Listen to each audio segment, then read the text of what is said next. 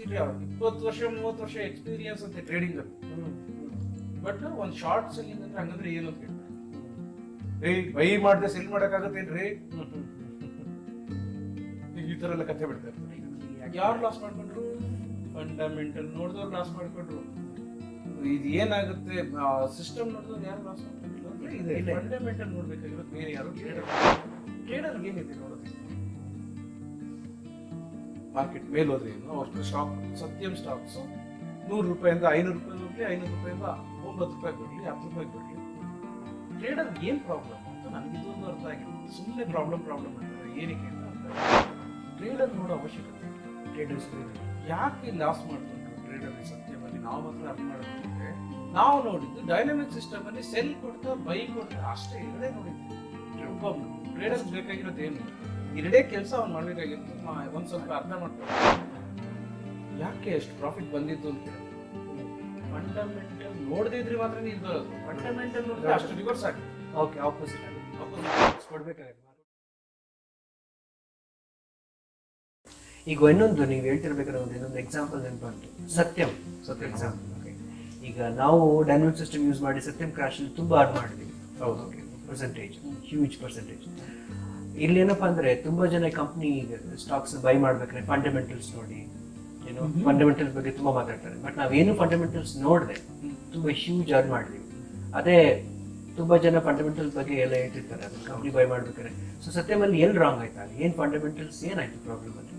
Actually fundamentals ನೋಡ್ಬೇಕು, ತುಂಬಾ important ಅದು ಟ್ರೇಡರ್. ವಾವ್. ಓಕೆ. ಆ ಕಂಪನಿಗೆ ಈಗ ಬೇರೆ ಯಾವ್ದೋ ಕಂಟ್ರಿ ಅವನು ಜಾಬ್ ಕೊಡ್ತಾನೆ, ಯಾವ್ದೋ ಒಂದು ಜಾಬ್ ಕೊಡ್ತಾನೆ. ಅವನು ಈ ಕಂಪನಿ ಫಂಡಮೆಂಟಲ್ ಸರಿ ಇದೆಯಾ ಇಲ್ವಾ, ನಾನು ಇವನಿಗೆ ಜಾಬ್ ಕೊಟ್ಟು ಇವತ್ತು ಕೆಲಸ ನಾನು ತಗೊಳಕ್ ಆಗುತ್ತಾ ಇಲ್ವಾ, ಇವನ್ ಕೆಪಾಸಿಟಿ ಇದೆಯಾ ಅಂತ ಇದೆಯಾ ಇಲ್ವಾ ಅಂತ ಬೇರೆಯವ್ರು ಅಲ್ಲಿಗೆ ಕಂಪನಿ ಮೇಲೆ ಡಿಪೆಂಡ್ ಆಗಿ ಜಾಬ್ ಮೇಲೆ ಡಿಪೆಂಡ್ ಆಗ್ತಾರಲ್ಲ ಅವ್ರು ನೋಡ್ಬೇಕು. ಟ್ರೇಡ್ ಮಾಡಿ ಅರ್ನ್ ಮಾಡಬೇಕಾಗಿರೋರು ಅದಕ್ಕೂ ಇದಕ್ಕೂ ಸಂಬಂಧ ಇಲ್ಲ, ಫಂಡಮೆಂಟಲ್ಗೂ ಇದಕ್ಕೂ ಸಂಬಂಧ. ಟೋಟಲ್ ಇನ್ಸೈಟ್ ಇಲ್ಲ, ಕಂಪನಿಗೆ ಏನಾದ್ರು ಕಾಂಟ್ಯಾಕ್ಟ್ ಇದೆಯಾ ನಿಮ್ಗೆ, ಅದೇ ಅಷ್ಟೇ. ಫಂಡಮೆಂಟಲ್ ನೋಡೋರು ಅವ್ರು ನೋಡ್ಬೇಕು, ಅವಾಗ ಅವ್ರಿಗೆ ಕೆಲಸ ಲಾಸ್ ಆಗಲ್ಲ, ಅವ್ರ ಜಾಬ್ ಕರೆಕ್ಟ್ ಸೆಕ್ಯೂರಿಟಿಗೆ ನೋಡ್ಬೇಕು. ಟ್ರೇಡರ್ ಏನಿದೆ ನೋಡೋದಕ್ಕೆ, ಮಾರ್ಕೆಟ್ ಮೇಲೆ ಹೋದ್ರೆ ಏನು, ಅವ್ರ ಸ್ಟಾಕ್ ಸತ್ಯಂ ಸ್ಟಾಕ್ಸ್ 100 ರೂಪಾಯಿಂದ 500 ರೂಪಾಯಿ ಹೋಗ್ಲಿ, 500 ರೂಪಾಯಿಂದ 9 ರೂಪಾಯಿ ಬರ್ಲಿ, 10 ರೂಪಾಯಿ ಬರ್ಲಿ, ಟ್ರೇಡರ್ ಏನ್ ಪ್ರಾಬ್ಲಮ್ ಅಂತ ನನಗೆ ಇದೊಂದು ಅರ್ಥ ಆಗಿಲ್ಲ. ಸುಮ್ಮನೆ ಪ್ರಾಬ್ಲಮ್ ಅಂತಾರೆ, ಏನಕ್ಕೆ ಅಂತ ಅರ್ಥ ಆಗಿಲ್ಲ. ಇನ್ನ ಬೇಕಾದ್ರೆ ಈ ಮ್ಯೂಚುವಲ್ ಫಂಡ್ ಅಲ್ಲಿ, ಈ ಇನ್ಶೂರೆನ್ಸ್ ಅಲ್ಲಿ ಈ ಮಾರ್ಕೆಟ್ ಫಂಡ್ ಅಂತ ಹಾಕ್ಬಿಟ್ಟು, ಮಾರ್ಕೆಟ್ ತುಂಬಾ ಡೇಂಜರ್ ಅಪ್ಪ, ನಾನು ಮ್ಯೂಚುವಲ್ ಫಂಡ್ ಅಲ್ಲಿ ಹಾಕ್ಬಿಡ್ತೀನಿ, ಅವ್ರು ಎಲ್ಲೋಗಿ ಹಾಕ್ತಾರೆ ದುಡ್ಡು, ಸ್ಟಾಕ್ ಅಷ್ಟು ದುಡ್ಡು ತಂದು ಕೋಟ್ಯಾಂತರ ರೂಪಾಯಿ ತಂದು ಸ್ಟಾಕ್ ಅಲ್ಲಿ ಹಾಕ್ತಾರೆ.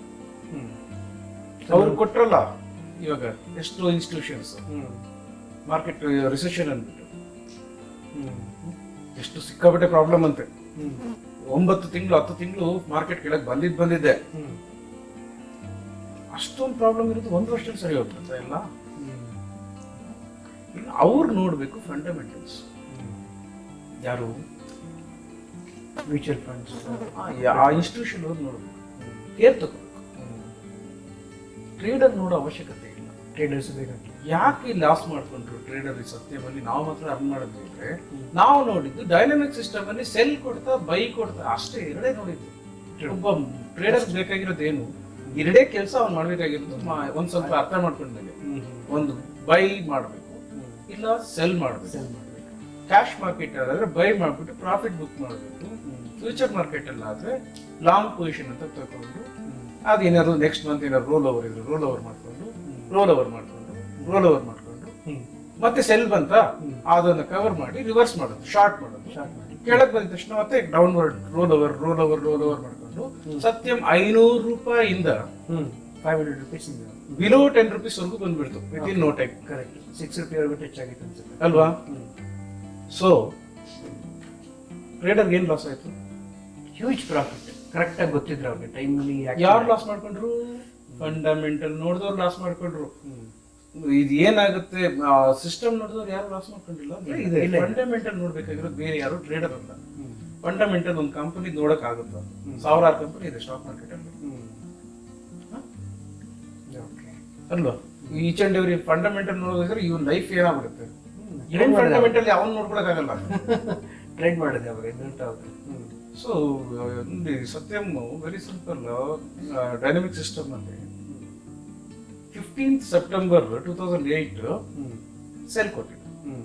ಅದೇ ಅದ್ರ ಹಿಂದೆ ಬೈ ಕೊಟ್ಟಿದ್ದು, ಮೇಲ್ ಹೋಗಿದ್ದು ಬಂದಿದ್ದು.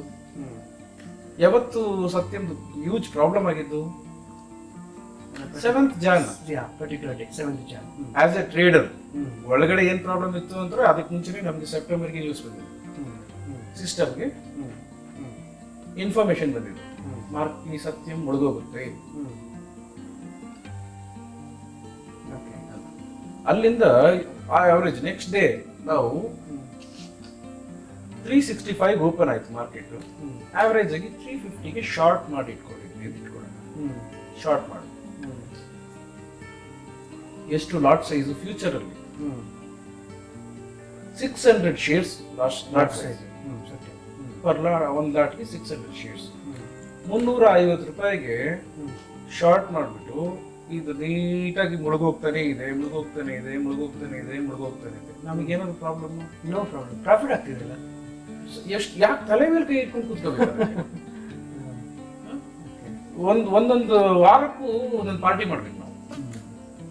ಕರೆಕ್ಟ್, ನಾವಲ್ಲ ಈಚ್ ಅಂಡ್ ಎವ್ರಿ ಟ್ರೇಡರ್ ಮಾಡ್ಬಿಟ್ಟು ಫೈನಲ್ ಆಗಿ ಏನಾಯ್ತು, 7th ಒಂದು ದೊಡ್ಡದಾಗಿ 80%, 80% ಒಂದೇ ದಿನಕ್ಕೆ ಸೈ ಸೈ ಸೈ ಅಂತ ಹೋಯ್ತು.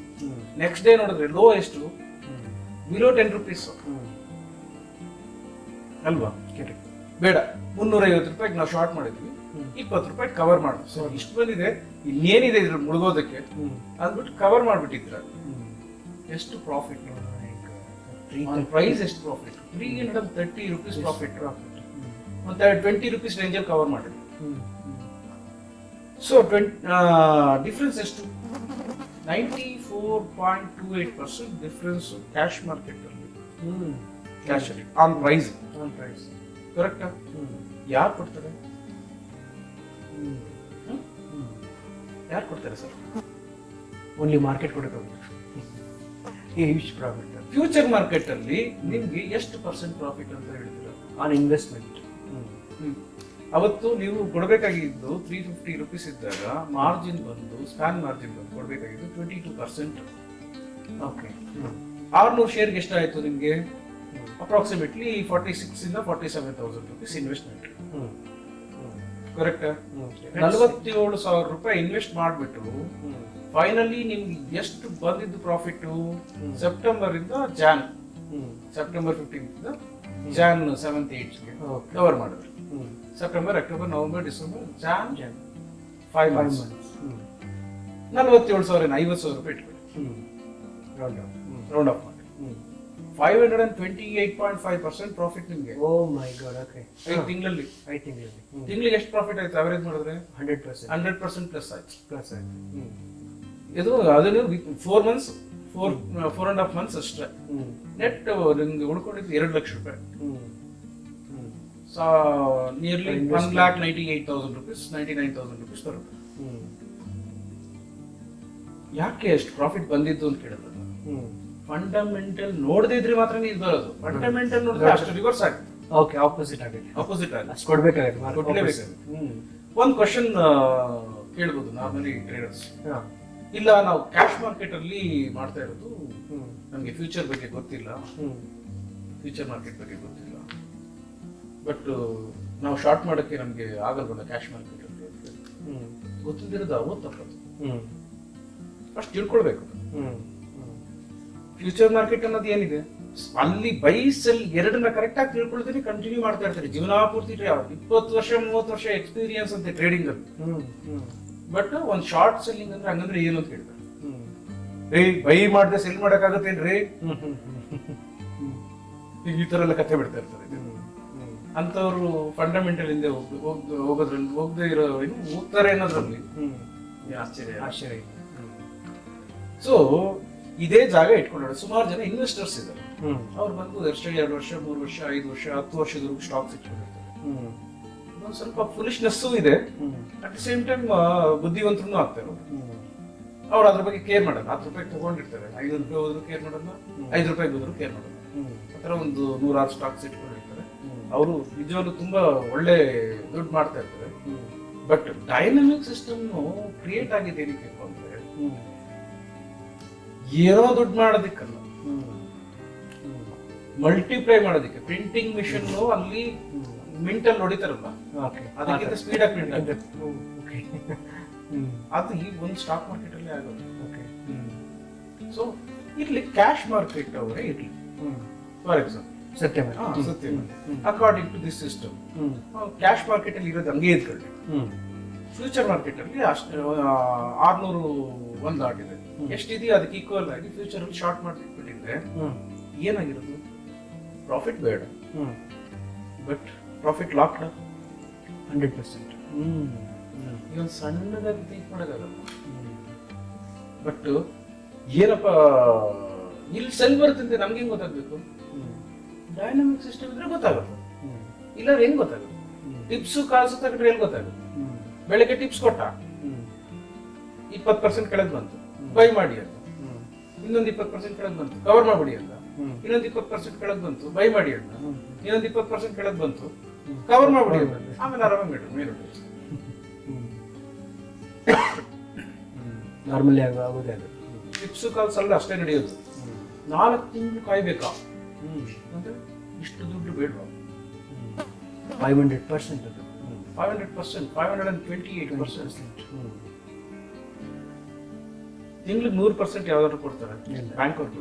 ಅದು ಏನು ಮಾಡಿದೆ ಏನಾದ್ರು ಮಾಡಿದ್ರೆ ಬರಲ್ಲ ದುಡ್ಡು. ಮಾಡಿದ್ರೆ ಏನು ಫಂಡಮೆಂಟಲ್ ಹುಡುಕ್ಬಾರ್ದು, ಟೆಕ್ನಿಕಲ್ ಹುಡುಕ್ಬಾರ್ದು. ಪೊಸಿಷನ್ ತಗೊಂಡ್ವಾ, ರಾತ್ರಿ ಬರ್ಬೇಕು, 5 ನಿಮಿಷ ಸಿಸ್ಟಮ್ ನ ಓಪನ್ ಮಾಡ್ಬೇಕು, ಡೇಟಾ ಅಪ್ಡೇಟ್ ಮಾಡ್ಬೇಕು, ಇನ್ನ ಬೈ ಬಂದಿಲ್ಲ ಹೋಗ್ಬಿಟ್ಟು ಟಿವಿ ನೋಡೋದು, ಪಿಕ್ಚರ್ ನೋಡೋದು, ಬೇರೆ ಏನಾದ್ರು ನೈಟ್ ಅಲ್ಲಿ ಏನೋ ರೈನ್ ಡ್ಯಾನ್ಸ್ ಹೋಗಿ ಎಂಜಾಯ್ ಮಾಡ್ತಾ ಇರೋದು ಅಷ್ಟೇ. ಇವತ್ತು 200 ರೂಪಾಯಿ ಟಿಕೆಟ್ ಇಸ್ಕೊಂಡಿದ್ರೆ 1 ತಿಂಗಳಾದ್ಮೇಲೆ 400 ರೂಪಾಯಿ ಟಿಕೆಟ್ ಹೋಗ್ತೀನಿ. ಇದೆಯಲ್ಲ ಇಲ್ಲಿ ಬರೀ ಕಂಪ್ಲೀಟ್ ಲೈಫ್ ನ ಎಂಜಾಯ್ ಮಾಡ್ಕೊಂಡು ಇದ್ಬಿಡ್ಬೋದು. ಕರೆಕ್ಟ್ ಆಗಿ ಡೈನಾಮಿಕ್ ಸಿಸ್ಟಮ್ ನ ಯೂಸ್ ಮಾಡೋದು. Super, wonderful thing. ಅದಕ್ಕೆ ಏನ್ ಮಾಡಿ, ನಾರ್ಮಲ್ ಆಗಿ ಡಿಸಿಪ್ಲಿನ್ ಆಗಿ ಟ್ರೇಡ್ ಮಾಡೋದು ಅಂತ ಹೇಳಿದ್ರೆ ಎಲ್ಲಾ ಶೇರ್ಸ್ ಇಟ್ಕೊಳ್ತಾರೆ. ಅವ್ರಿಗೆ 500 ರೂಪಾಯಿಗೆ ಹೋದ್ರು ಚಿಂತೆ ಇಲ್ಲ, 5 ರೂಪಾಯಿಗೆ ಬಂದ್ರು ಚಿಂತೆ ಇಲ್ಲ. ಲಾಂಗ್ ಟರ್ಮ್ ಇನ್ವೆಸ್ಟರ್ಸ್ ಅಂತ ಹೇಳಿದ್ರೆ ನಾವಾಗ್ಲೇ ಸತ್ಯಂದು ನಿಮ್ಗೆ ಹೇಳ್ಬೇಕಾದ್ರೆ. ಸೊ ಅಂತವರು ನಾರ್ಮಲ್ ಆಗಿ ಬಿಟ್ಬಿಡ್ತಾರೆ, ಬೈ ಪರ್ಚೇಸ್ ಮಾಡಿ ಮಾಡಿ ಮಾಡಿ ಮಾಡಿ ಬಿಟ್ಬಿಡ್ತಾರೆ.